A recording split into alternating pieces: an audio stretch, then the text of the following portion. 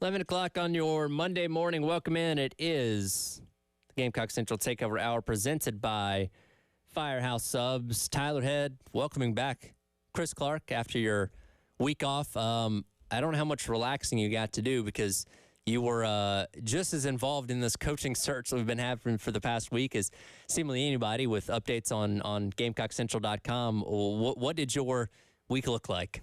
Yeah, I did. Got to turn on the right microphone here. It's on. There we go. Okay. That was not my fault that time. I think Dave may have had to turn that one up, so we're good now. No problem. It was unless you're watching the video stream, you couldn't see my air quotes week off, but I did get some relaxation time. But yeah, it was busy. It's kind of funny. Wes and I joke a lot that normally when I go on vacation in June, and because of school schedule, it's gotten moved back a little bit from where it used to be. Right. But, June recruiting has gotten really, really big. Sure. And so when it first started getting bigger a few cycles ago, typically I would leave, try to really unplug, and then there would be like 17 commitments for Wes to deal with. Sure. So, with June being even busier now, that's one thing where you're like, okay, I got to be a little bit more engaged. Official visits, camps, and we're going to hear from Wes shortly on camps. He was out there at the last one. I did have to miss that one, but obviously the biggest thing was the baseball coaching search, Right.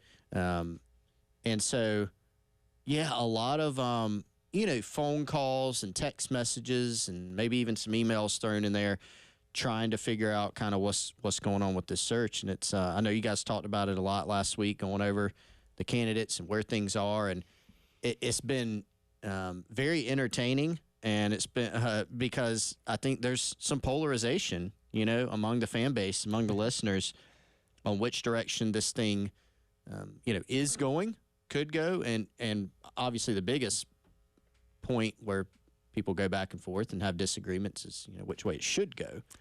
Oh yeah, we had plenty of those discussions last week. The Monty Lee debate alone was quite an interesting day.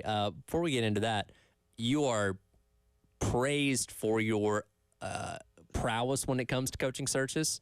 You've been through quite a few of these across different sports. Why are you so plugged in and so good at these kind of things? Oh, that's very awkward and uncomfortable. I mean, I don't know if I agree with that, but I appreciate it.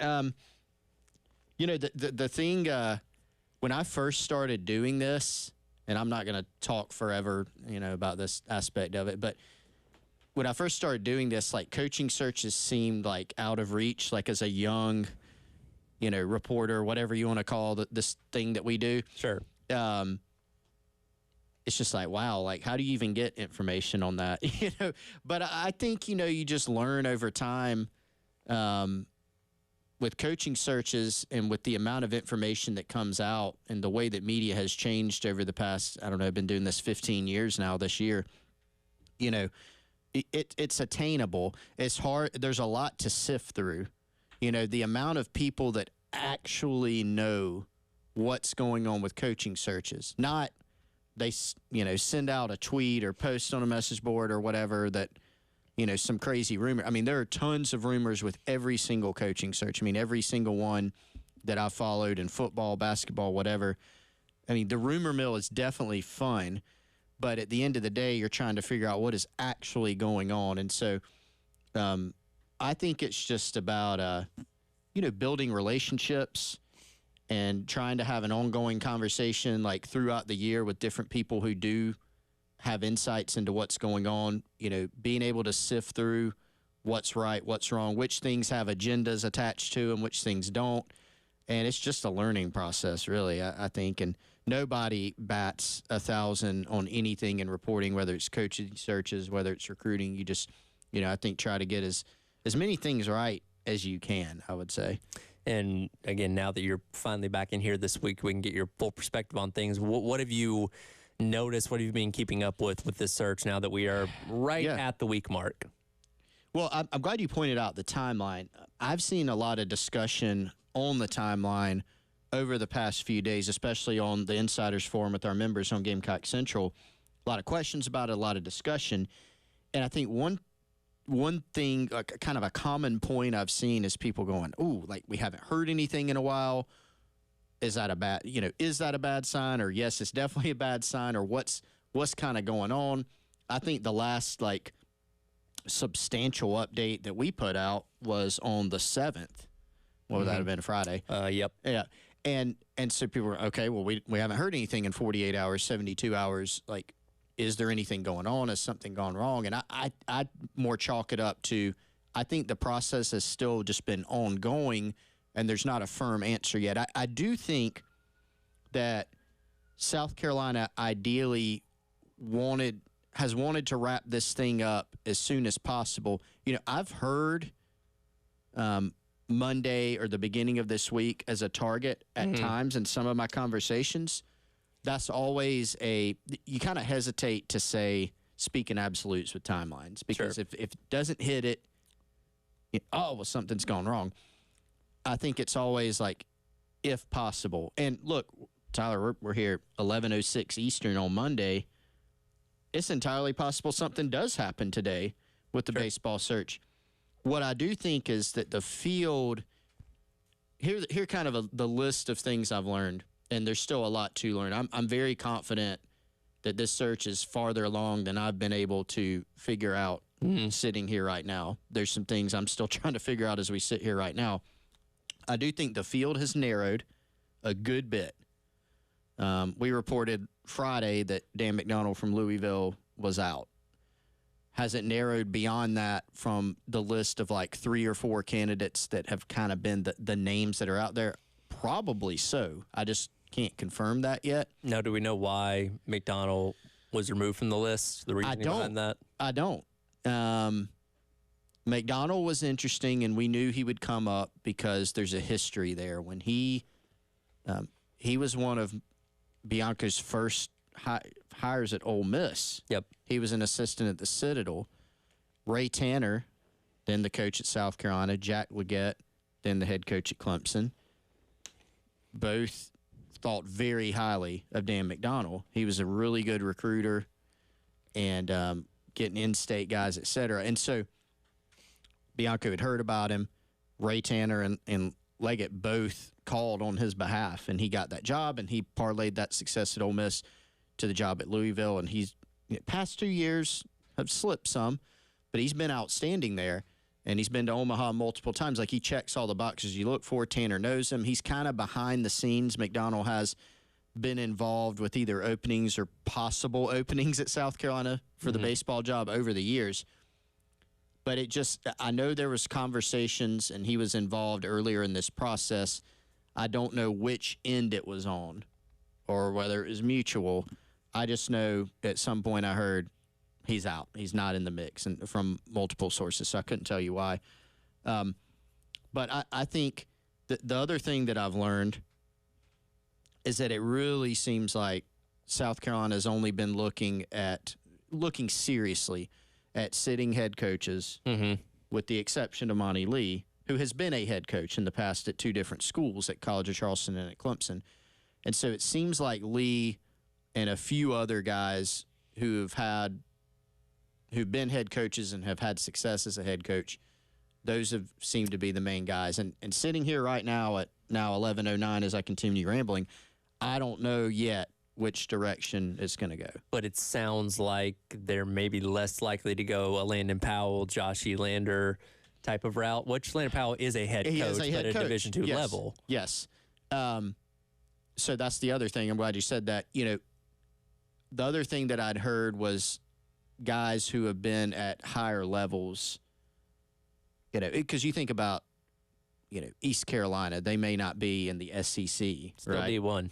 It's D1, yeah. And they've been to the Supers, right? You know, multiple times. Right. They've been to the tournament. So they've played that high-level competition. And look, that's not to say anything. I'm just passing. This isn't my opinion. I'm just passing what I've heard. Sure. So, yeah, Elander from Tennessee, or, you know, the assistant at Arkansas came up in some conversations, and maybe some others.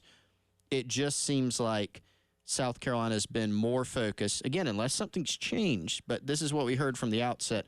They've been more focused on sitting head coaches from higher levels except for Lee, who's the interim head coach, and Sure. he's been he's been the head coach. He's been part of the program. And my thought process through all last week when going through these various candidates and who would be the right fit for the job. And again, you missed the minor league conversation because that was everybody's either on one side or the other. There's nobody really in between on if you want minor league as your head coach. So that was kind of an interesting dynamic. But, I looked at this as, okay, after Tanner retired, you went with Chad Holbrook, who was the assistant in waiting, the guy that was supposed to ascend to the throne and keep South Carolina at this top level.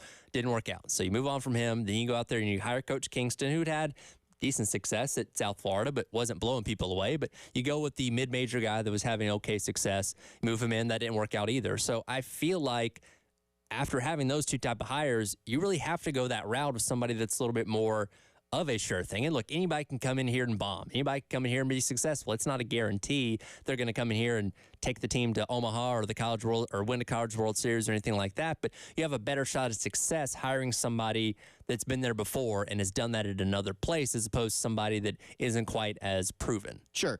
There's never a slam dunk, right? Like I always think in football, like Scott Frost in Nebraska. That's the one that always comes up, right? Yeah. Like, alum had done outstanding at UCF. Like, there's no way this fails. It failed. It flopped big time. Well, they were the best 4-8 team the country had ever seen.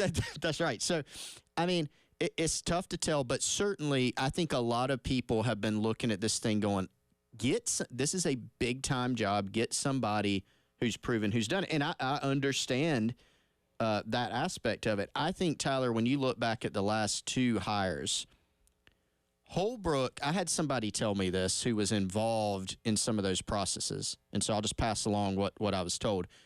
It's kind of like Holbrook didn't end up working, right? Mm-hmm. But who wouldn't have made that hire? And I'm like, that is a pretty good point. Like, you could have gone, nah, no thanks. Yeah. We'll go hire somebody else. And you could have, right? Sure. And so revisionist history, it's easy in hindsight to say that. I think the one that you point to more as that didn't make as much sense, we do have some hindsight now, but even at the time, Kingston maybe didn't make as much sense, right? Because, I mean, Ray Tanner tried to hire Kevin O'Sullivan and had him. They just happened to win the World Series. Like, I've heard even more 5 years, more than 5, 6, 7 years later now, he would have been the guy. Like, it was happening, and then they go on that run. And honestly, Tyler, there were some other guys that you could have hired. Now, in hindsight, you go, man, if you could have hired that guy. Right. But it is what it is. And so now now it's 2024. Now you got to get it right.